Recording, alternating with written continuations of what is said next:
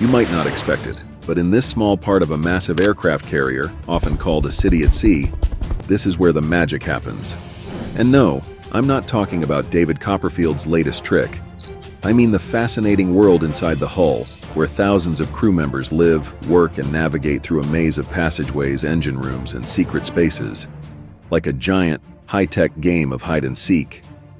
Hit that subscribe button faster than a jet taking off. Your support keeps our engines running. So let's take a deeper dive into what goes on inside the hull of this colossal floating fortress. The mighty hull. First off, let's talk about the hull itself. It's a colossal structure of steel, designed to withstand the punishing forces of the sea and, the occasional enemy attack. Stretching over 1,000 feet long, this impressive shell is divided into multiple decks and compartments, each serving a crucial role in the carrier's operations. Now the hull's design, pure genius. It balances strength, buoyancy, and internal space utilization like a world-class tightrope walker.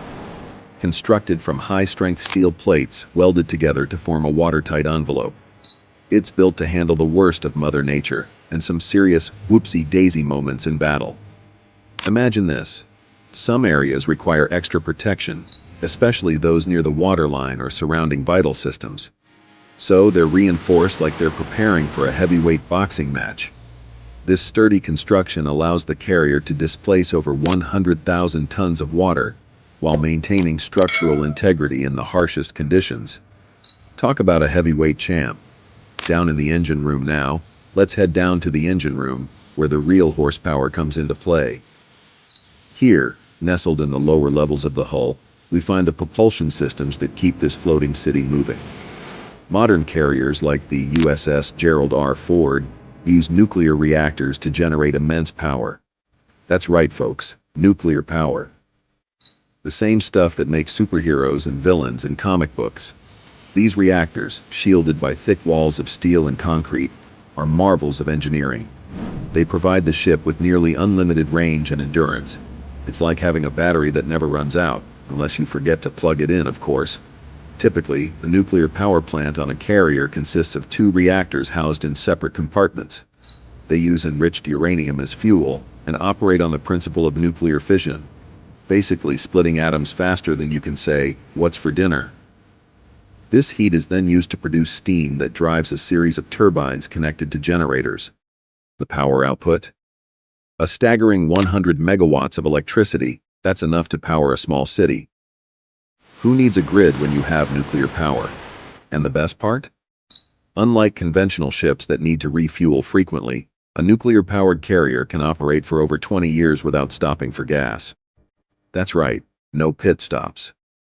This incredible endurance allows the ship to remain at sea for extended periods, enhancing its strategic flexibility and reducing vulnerability during refueling operations.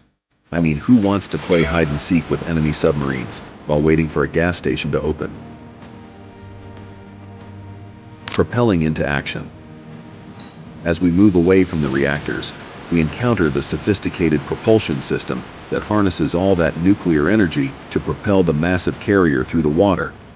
This is achieved through turbines that rotate massive propeller shafts. Now, here's where it gets fancy. The propulsion system is controlled from the ship's engineering control center, a bustling hub where officers and enlisted personnel monitor and adjust the ship's speed and power output. It's filled with banks of computers and displays, like the world's most high-tech video game. Just imagine the captain shouting, "Engage warp speed," while the crew scrambles to hit buttons and pull levers. In addition to the main propulsion system, many modern carriers are equipped with auxiliary propulsion units. These smaller, electrically driven propellers enhance maneuverability, especially during docking procedures or when navigating tight spaces. Think of them as the carrier's version of a sidekick, smaller but just as important. The circulatory system.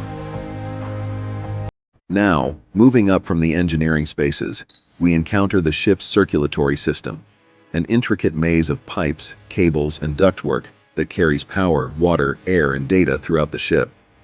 You could say it's like the carrier's version of veins and arteries, keeping everything running smoothly. Hangar deck, the aircraft garage.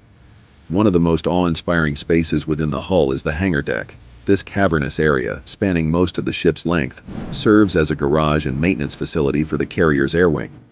Picture this. The hangar deck is typically located just below the flight deck and is connected by several large elevators. Think of them as the world's largest moving sidewalks. This space can accommodate dozens of aircraft simultaneously, with a size so massive it makes the most shopping malls look like a cozy apartment. The hangar deck is divided into sections equipped with tie-down points to secure aircraft during maintenance or rough seas. And let's not forget those massive aircraft elevators, capable of lifting tens of thousands of pounds. They're like the gym trainers of the carrier, lifting heavy weights without breaking a sweat. Keeping the crew happy. Living quarters, now feeding thousands of sailors, is no small task. And providing comfortable living spaces is essential for morale and efficiency. The hull contains numerous berthing areas designed to accommodate the ship's large crew in relatively small spaces. Junior enlisted personnel typically live in large open berthing areas, filled with rows of bunks stacked 3 high. It's like a super cramped summer camp, but with fewer campfires and more "don't touch my stuff." Despite the cramped conditions, these berthing areas are designed for comfort, featuring individual reading lights, privacy curtains, and nearby bathroom facilities, known as heads in naval parlance. Yes, that's right, heads.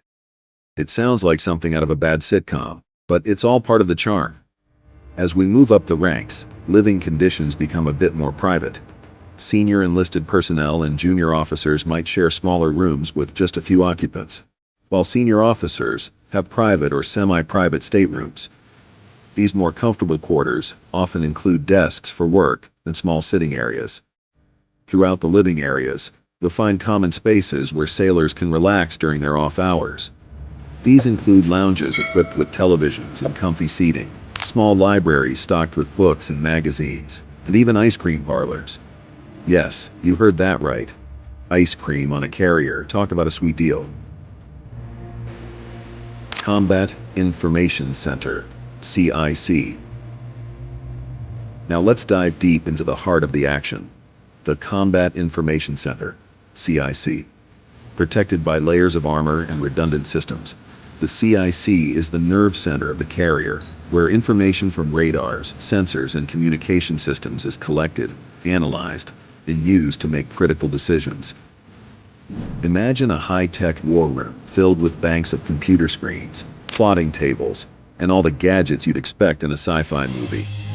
Officers and enlisted personnel work together here, maintaining situational awareness, coordinating aircraft operations, and responding to potential threats. The technology in the CIC represents some of the most advanced military systems in the world, allowing the carrier to track hundreds of aircraft and ships simultaneously. It's like playing a video game, but instead of game over, it's a matter of life and death. Feeding the fleet. Now let's talk about feeding all those sailors. Keeping thousands of sailors fed requires industrial-scale food preparation facilities. The hull houses multiple galleys, that's Navy talk for kitchens, and mess decks, that's where the magic happens, capable of serving tens of thousands of meals every day. These spaces are crucial for maintaining the crew's morale and energy levels during long deployments. The galleys are marvels of efficiency, designed to produce large quantities of food quickly and consistently. They're equipped with oversized versions of commercial kitchen equipment, massive ovens, grills, fryers, and mixers. So you know the food is going to be both plentiful and delicious. On a typical day, a carrier's galley might serve over 18,000 meals. That's a lot of eggs and bacon. Adjacent to the galleys are large refrigerator storage areas and dry goods rooms. These spaces hold enough provisions to feed the entire crew for extended periods, essential for a vessel that may spend months at sea without resupply. The logistics of managing these food stores is a complex task, requiring careful planning and inventory management. The mess decks, where crew members chow down, are designed for efficiency, featuring long lines of serving stations. These areas are also important social spaces where sailors from different departments can interact and build camaraderie, because nothing says teamwork like a shared meal. Weapons and ordnance storage. While aircraft are the primary offensive capability of a carrier, the hull also contains storage and handling facilities for a variety of weapons. These spaces are crucial for maintaining the ship's combat readiness and supporting its air wing's operations. The magazine spaces are heavily armored and climate-controlled, storing missiles, bombs, and ammunition for both aircraft and the ship's defensive systems. Safety is the top priority here. Thanks for joining us on this tour of the floating city. If you enjoyed the ride, smash that subscribe button like it owes you money. Your support helps us keep the anchor down and the content coming.